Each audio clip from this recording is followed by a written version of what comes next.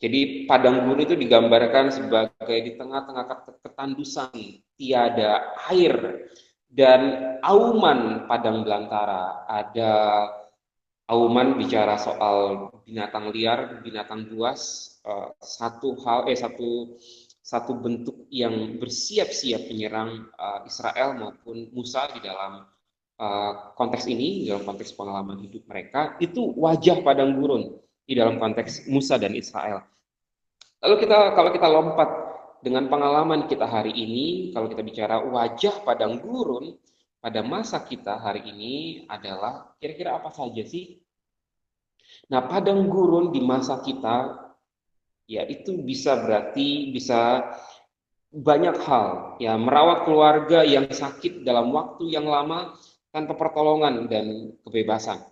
Saya tidak tahu pengalaman hidup saudara hari ini, konteks hidup saudara hari ini, tetapi ada sebagian kita yang di dalam perjalanan hidup kita, ya sekarang kalian semuanya mahasiswa, tapi kita punya konteks hidup.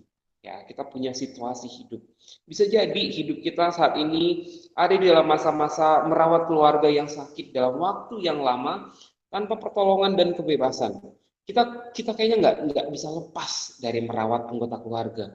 Entah itu orang tua kita mungkin.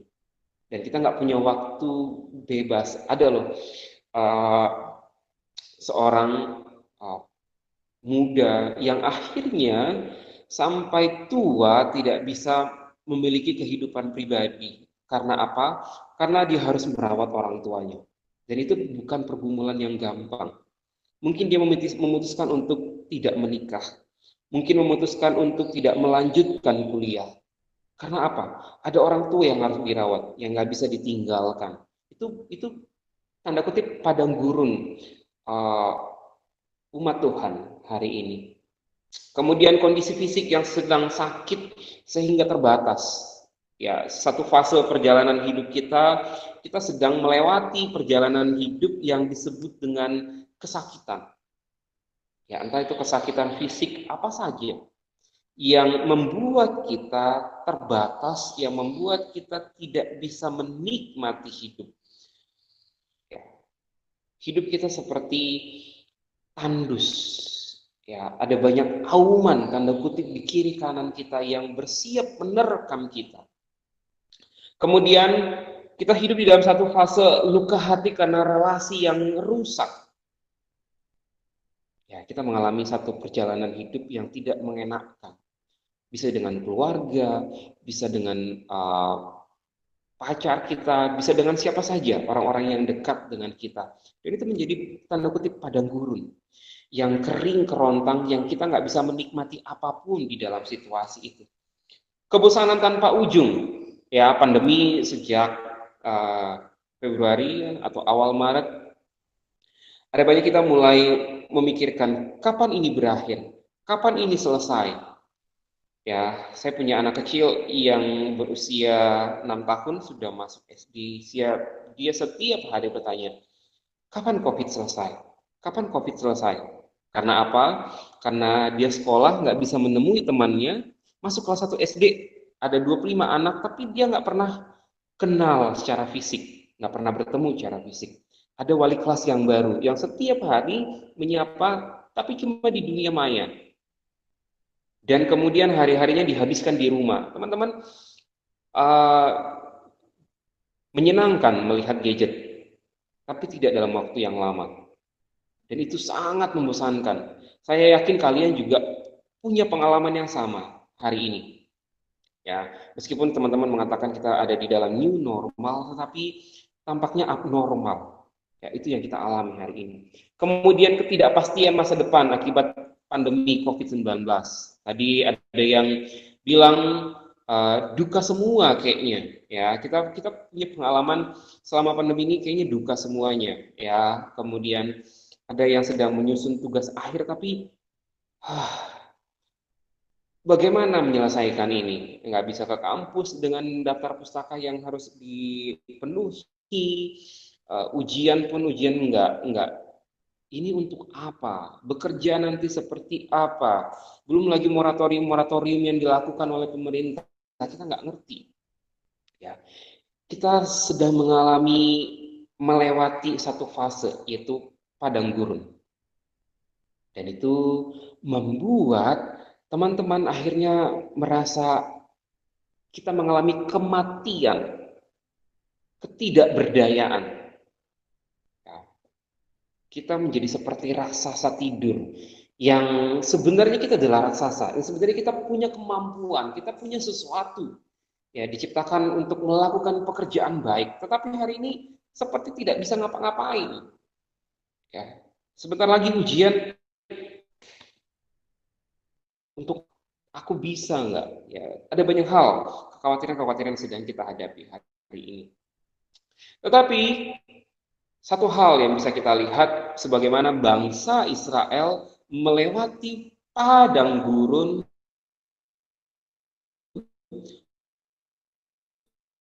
padang belah gurun, ada sesuatu yang Tuhan mau kerjakan. Dan kita mesti menangkap itu hari ini. Ya, di dalam perenungan kita, Tuhan sedang menyekolahkan kita. Jadi bukan saja teman-teman sedang sekolah di sekolah tinggi akuntansi negara, tetapi teman-teman sedang disekolahkan Tuhan di satu universitas kehidupan yang disebut dengan Universitas Belantara Nasional, ya, atau apalah namanya yang tepat. Kita sedang disekolahkan di satu sekolah yang disebut dengan Universitas Padang Gurun. Nah, mari kita lihat apa yang sedang terjadi di sekolah ini. Nah, sekolah Padang, kita mesti meyakini satu hal, kita tidak sedang terjebak tanpa sengaja ditempatkan di padang gurun ini. Katakanlah COVID ini, uh, ya bukan pekerjaan Tuhan, ini pekerjaan si jahat saja. Tapi kita mesti menyadari tidak ada sesuatu yang di luar kuasa Tuhan. Kalau ada sesuatu yang di luar kuasa Tuhan, maka ia tidak maha kuasa. Kita mesti menyadari bahwa fase ini teman-teman sedang lewati pun ada di dalam kuasa Tuhan, dan teman-teman sedang dipilih Tuhan untuk masuk di dalam sekolah ini. Ya. COVID-19, pandemi dan segala konsekuensinya, adalah satu universitas di mana teman-teman dipilih di dalamnya. Ya, kita nggak sedang masuk di dalam doktrin apa namanya, pasrah, betul, udahlah ya ini takdir, enggak. Kita nggak menerima itu, tetapi satu pengertian bahwa Tuhan punya rencana, Tuhan punya desain, dan aku dipilih Tuhan di sini. Ya, di dalam pengalaman Musa, mendengar perkataan itu, larilah Musa dan hidup sebagai pendatang di tanah Midian. Di situ ia memperanakan 2 orang anak laki-laki, dan sesudah 40 tahun bla bla bla, itu kelanjutan teks berikutnya. Musa sejak awal kita diberikan catatan sejak keluaran lah, keluaran 1 bicara tentang orang Israel yang berseru-seru kepada Tuhan, ya berseru-seru kepada Tuhan karena ditindas oleh Mesir. Lalu kemudian ada pengumuman bahwa semua anak laki-laki yang lahir dari tengah-tengah bangsa Israel di tanah Goshen itu harus dibinasakan. Tetapi Tuhan pilih Musa. Ya, Tuhan pilih Musa, dia disembunyikan di sungai Nil, diangkat oleh putri Firaun, ditempatkan di mana namanya, di kerajaan Mesir, tapi kemudian menjadi pelarian. Itu pun satu pemilihan Tuhan. Ya, kita meyakini bahwa saudara-saudara dan saya dan banyak orang ada di dalam fase ini adalah pilihan Allah. Ya, itu mesti kita pegang di awal, sehingga kalau kita meyakini bahwa Tuhan memilih kita memasuki sekolah ini, sekolah padang gurun ini, maka Tuhan punya tujuan. Ya, Tuhan punya desain untuk kita. Berikutnya, yang kedua, kita memasuki satu fase yang disebut sekolah di padang gurun. Pembentukan Tuhan itu ya punya satu tujuan. Ya, apa sih maunya Tuhan? Ya. Saya tuliskan yang kedua, kita dipilih oleh Allah dan kita dibentuk dari dasar. Mendengar perkataan itu, larilah Musa dan hidup sebagai pendatang di tanah Midian. Musa masuk ke padang gurun sebagai seorang pelarian, ya, sebagai seorang yang sepertinya ya yang dicatat sebagai menghilangkan identitasnya. Identitas yang mana? Sebagai pangeran Mesir. Ya, dia salah satu pangeran Mesir karena diangkat anak oleh putri Firaun. Dia pangeran Mesir, lalu kemudian menjadi pelarian. Lalu berada di Mesir menjadi seorang berada di Midian menjadi seorang pendatang. Dia yang tadinya di Mesir, kalau mungkin sekarang ada di bawah sorot kamera, ya kalau kemana-mana akan ada paparazi yang menyorot kemanapun Musa pergi, yang mencatat setiap hal tindak tanduk Musa, seperti ya Pangeran William dan Pangeran Harry, dan kemudian yang kemanapun dia uh, melangkah akan ada yang mengikuti, entah itu paparazi, entah itu orang-orang yang kagum akan dia. Semua itu dilepaskan, dibentuk dari dasar, menjadi zero, menjadi tidak ada apa-apanya. Tujuannya apa? Supaya Musa mengenal Allah. Bukan. Bukan supaya Allah mengenal Musa. Maaf, saya revisi. Karena Allah mengenal Musa. Tetapi supaya Musa mengenal dirinya dan mengenal Allahnya. Saudara-saudara sekalian, kita melihat ada fase pandemi, fase yang membuat kita tidak mudah melewati perjalanan hidup kita.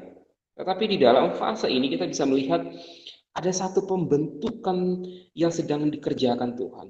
Kita dibentuk dari awal, tanpa pertolongan siapapun, tanpa bantuan siapapun, kita sedang dibentuk hari awal lagi untuk mengenal siapa Tuhan di dalam perjalanan hidup kita. Kadang-kadang kita melihat, oke, uh, lulus dari STAN gini, ini perspektif orang tentang lulusan STAN, ya bahwa oke, nanti setelah lulus akan mendapat pekerjaan yang nyaman sekali dengan remunerasi yang tinggi dan banyak hal lain yang bisa dinikmati. Yes, itu privilege sebagai anak-anak STAN. Ya, saya juga punya sepupu, dua orang sepupu yang menikah, ya maksudnya satu sepupu, lalu mereka menikah dua-duanya anak STAN dengan segala privilege-nya, misalnya, ya. Tetapi masa-masa pandemi ini sedang membentuk kita, membentuk teman-teman sekalian, dan membentuk banyak anak-anak Tuhan. Kita makin menyadari bahwa pandemi ini membuat kita tidak berdaya, membuat kita menyadari tidak ada apapun yang bisa kita pertahankan, yang bisa kita pegang, yang bisa kita andalkan sebagai sesuatu yang membuat kita berhasil, maju, menikmati kebahagiaan, nggak ada. Pandemi COVID-19 bisa merenggut kita kapanpun. Jadi sekolah padang gurun, tanda kutip, sedang membentuk kita dari dasar. Maka teman-teman, yang baik dari sekolah ini, ya, yang bisa kita nikmati dari sekolah ini, makin membuat kita menyadari siapa kita dan siapa kita di hadapan Allah, dan juga makin mengenal Allah itu. Jadi kalau di dalam sharing awal tadi ada banyak orang yang bisa menikmati persekutuan online, ini menjadi momen-momen teman-teman terus melihat Tuhan mau apa sih? Tuhan sedang membentuk apa sih? Ya, jadi alih-alih kita sedang putus asa, alih-alih kita sedang merasa bosan, alih-alih kita merasa tidak ada apa-apa yang terjadi semasa pandemi ini, mari kita melihat yang esensi, melihat sesuatu yang sedang Tuhan kerjakan dalam hidup kita. Ya, Tuhan membentuk kita dari dasar.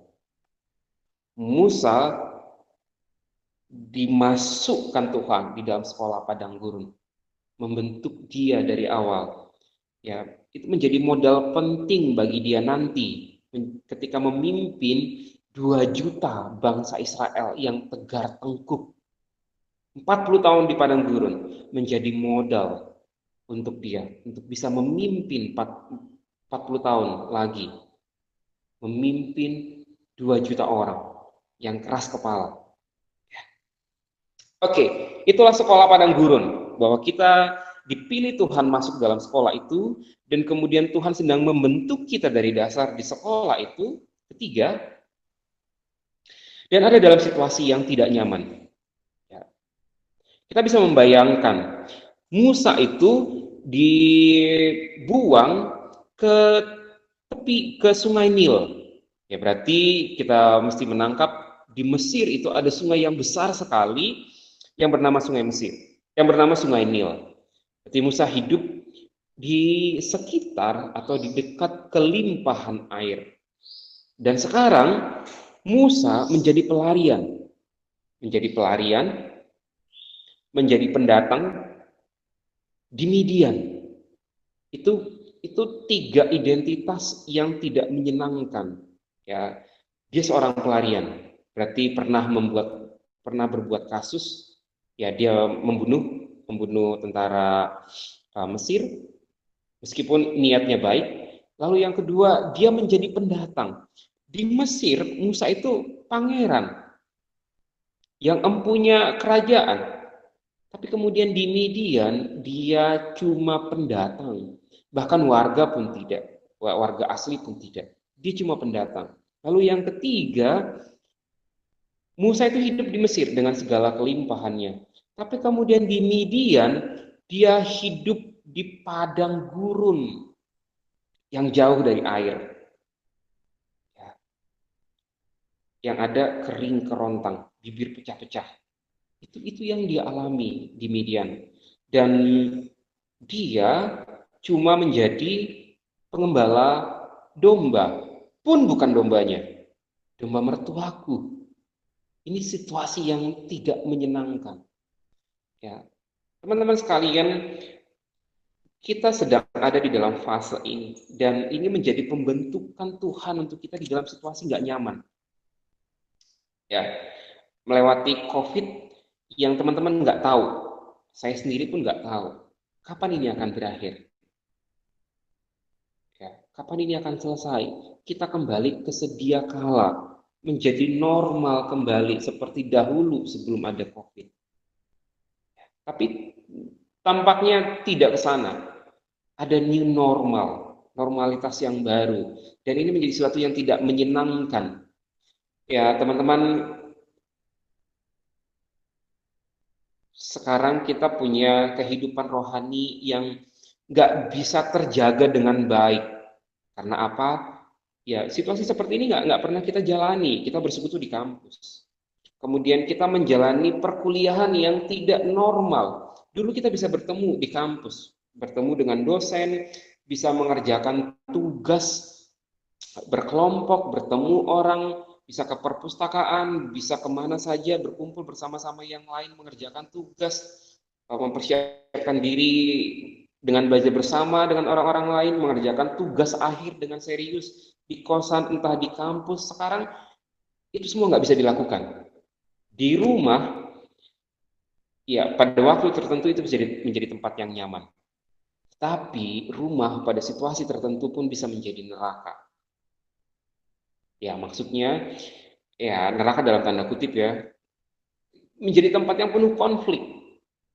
Uh, ya kadang-kadang kita dari pagi sampai sore di kamar, nggak jelas mau ngapain, dengan orang tua jadi berantem, dengan adik-adik kakak jadi berantem, itu jadi situasi yang nggak nyaman. Kita ingin cepat selesai. Tetapi kita masih menyadari bahwa kita sedang dimasukkan Tuhan di dalam sekolah ini, dan memang tidak nyaman. Itu yang ketiga. Lalu yang keempat, di dalam waktunya Tuhan. Mendengar perkataan larilah Musa dan hidup sebagai pendatang di tanah Midian. Di situ yang peranakan 2 orang anak laki-laki dan sesudah 40 tahun. Siapa yang bisa membayangkan? Oh, Musa mungkin tidak pernah membayangkan akan selama itu dia dibentuk. disekolahkan Tuhan, disekolahkan Tuhan di padang gurun. Ya, mungkin dia pikir cuma sebentar pelarian, nanti juga bangsa Mesir akan lupa kalau Raja Mesir yang baru sudah naik tahta, Raja Mesir yang lama mati, dia akan bisa kembali ya atau bisa berdamai dengan orang Israel, dengan orang Mesir, tetapi dibutuhkan waktu 40 tahun. 40 tahun sebagai pengembala. Bahkan sampai beranak, ya punya anak, melahirkan anak di tempat di padang gurun itu. Sesuatu yang waktu yang panjang sekali. Berapa lama COVID ini akan selesai? Sampai kapan kita akan ada di dalam pergumulan padang gurun di dalam kehidupan kita? Bisa COVID, bisa pergumulan pribadi kita. Berapa lama? Kita nggak tahu. Yang kita tahu, waktunya Tuhan. Tapi berapa lama? Sebulan, 2 bulan, setahun, 2 tahun? Berapa lama waktunya Tuhan membentuk kita? Kita nggak tahu.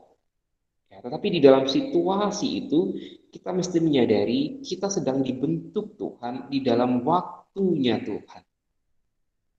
Jadi kalau hari ini teman-teman sedang melihat kita sedang di padang gurun dan pingin cepat-cepat selesai,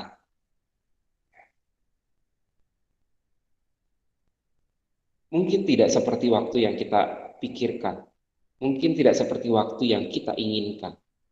Jadi alih-alih satu sisi meyakini bahwa akan cepat, atau di sisi lain uh, skeptik, pasrah, ya sudahlah, kapan saja.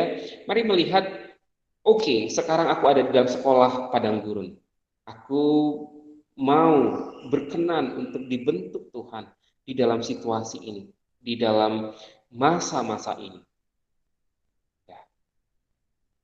Menyerahkan diri untuk dipakai Tuhan di dalam waktu ini. Yang sampai kapan kita nggak tahu. Ya, sampai Tuhan katakan kita lulus dari sekolah ini dan kita dibentuk dalam tanda kutip seperti raksasa, ya bahwa kita adalah seorang pribadi yang Tuhan rancangkan. Kita menjadi seorang pribadi yang ideal, yang Tuhan desain. Ya, bukan menjadi sekedar seorang Kristen, bukan menjadi sekedar ASN nantinya, bukan sekedar menjadi alumnus STAN yang punya pekerjaan seperti banyak orang yang sebenarnya tidak memerlukan pembentukan Tuhan. Tetapi kita bersedia dibentuk di masa-masa padang gurun ini sehingga kita menjadi seperti yang Tuhan desain dari awal. Ya. Lanjut. Nah, di dalam sekolah padang gurun, siapa Tuhan? Bagaimana kita mengenali Tuhan? Ya, Musa mengatakan, didapatinya di suatu negeri, di padang gurun, di tengah-tengah ketandusan, dan auman padang belantara, dikelilinginya dia. Ya, dia ini bisa ya bicara tentang Musa atau bangsa Israel, dan diawasinya, dijaganya sebagai biji matanya. Jadi di dalam konteks kita sekarang, di dalam pergumulan teman-teman, pergumulan spiritual, ya kerohanian, kehidupan rohani, pergumulan akan masa depan, pergumulan yang dekat, ya berkaitan dengan ujian akhir, tugas akhir, ya pergumulan keluarga, sakit hati, sakit fisik yang sedang kita alami, pergumulan ekonomi, ya kita gambarkan itu sebagai padang gurun kita, di mana kita sedang dimasukkan Tuhan di sana, dibentuk Tuhan dari nol di sana, di situasi yang tidak nyaman itu, dan kita nggak tahu kapan waktunya.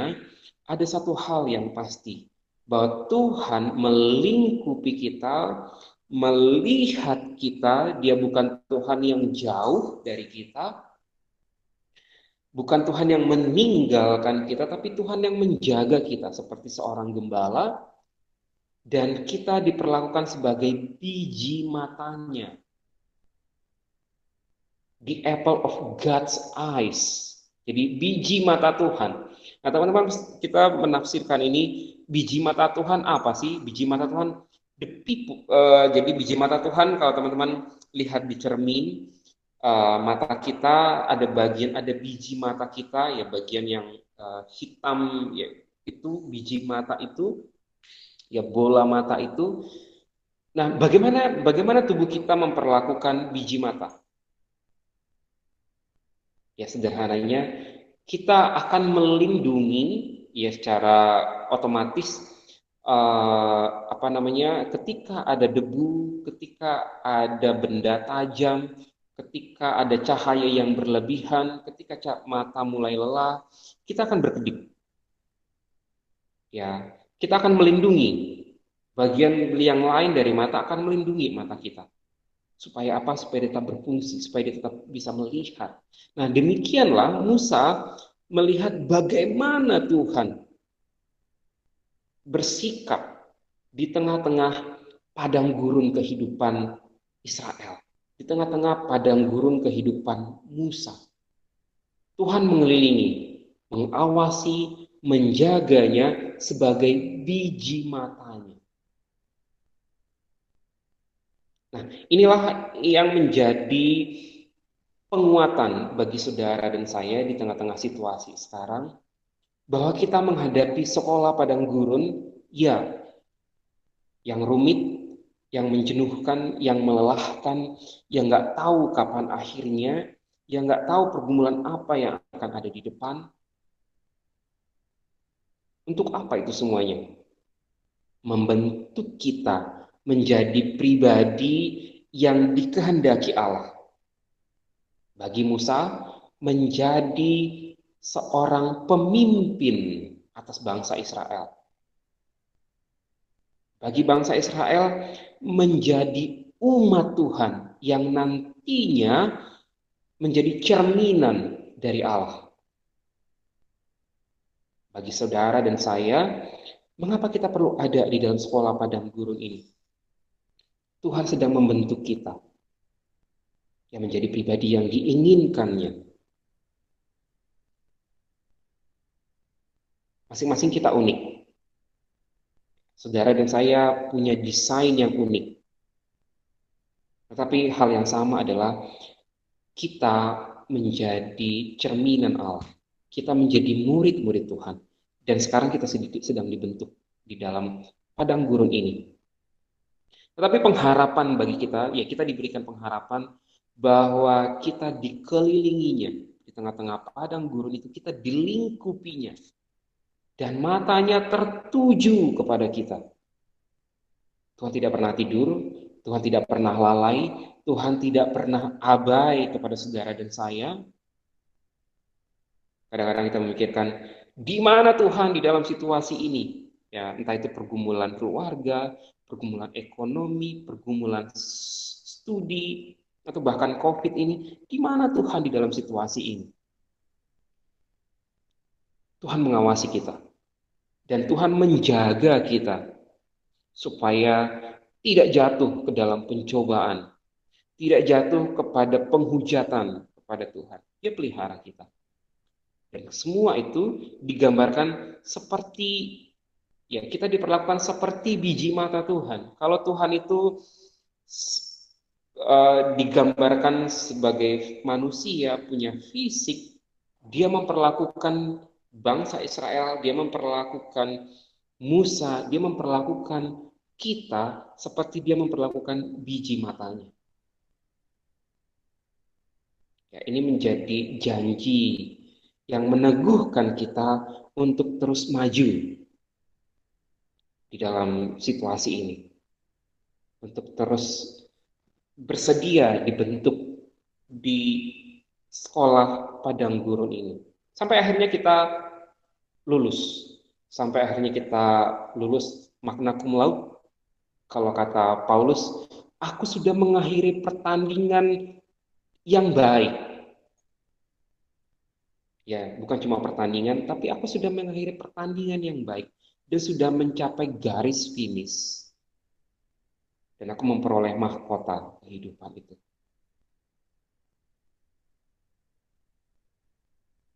Jadi saudara-saudara sekalian, situasi sekarang adalah pembentukan Tuhan bagi kita, membentuk kita menjadi pribadi yang Tuhan inginkan, yang Tuhan desain.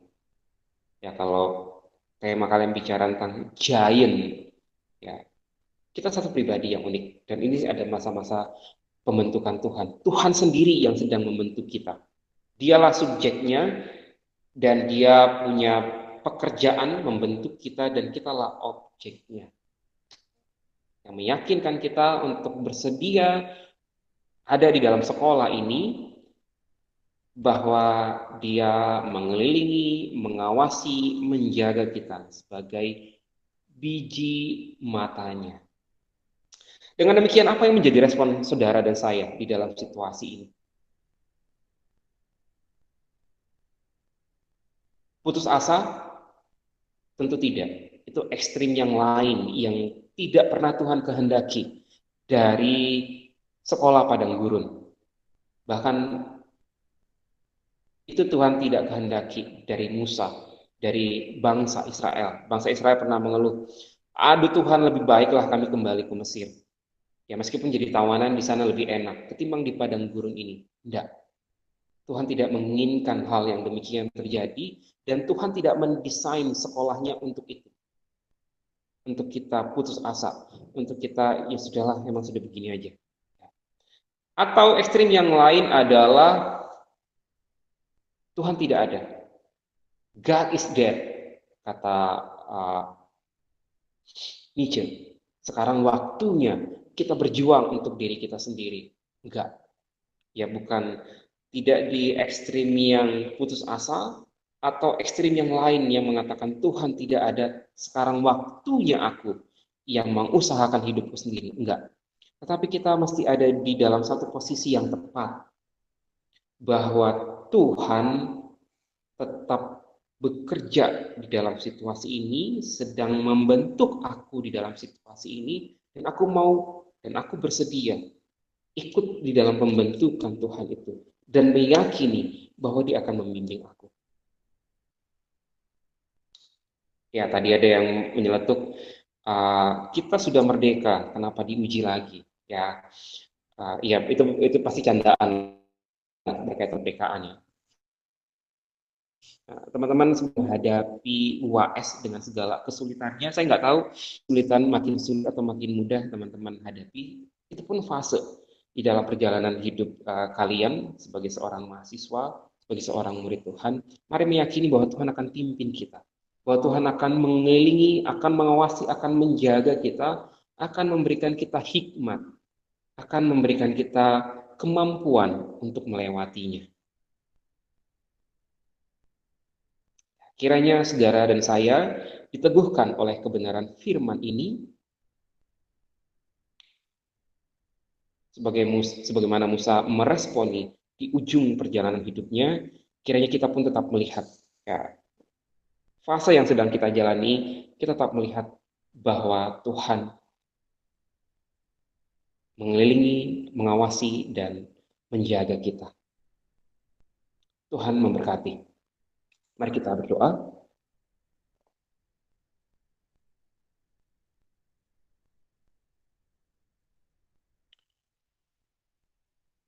Sebagian kami tidak bisa melihat dengan jelas situasi yang kami hadapi. Karena kami dibingungkan oleh kondisi sekarang.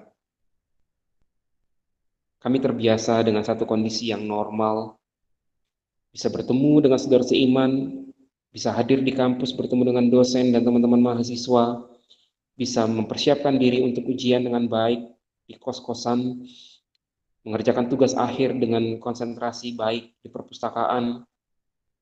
Tapi sekarang kami terpenjara oleh karena COVID, berada di rumah dengan situasi yang tidak nyaman. Dan banyak pergumulan lainnya. Tuhan tolong kami melihat bahwa Tuhan pun sedang memiliki rencana yang baik untuk kami atas situasi, di tengah-tengah situasi ini. Biarlah kami menjalaninya dengan sungguh-sungguh, sehingga kami dibentuk lewat situasi ini. Menjadi seorang pribadi yang sungguh-sungguh adalah murid Tuhan. Menjadi seorang pribadi yang sungguh-sungguh bisa memuliakan Tuhan dengan hidup kami. Dan kami yakin dan percaya bahwa Tuhan ada bersama-sama dengan kami. Engkau adalah Allah yang Immanuel, berjalan bersama-sama dengan kami dalam situasi ini. Terima kasih Tuhan. Di dalam Kristus Yesus kami berdoa. Amin.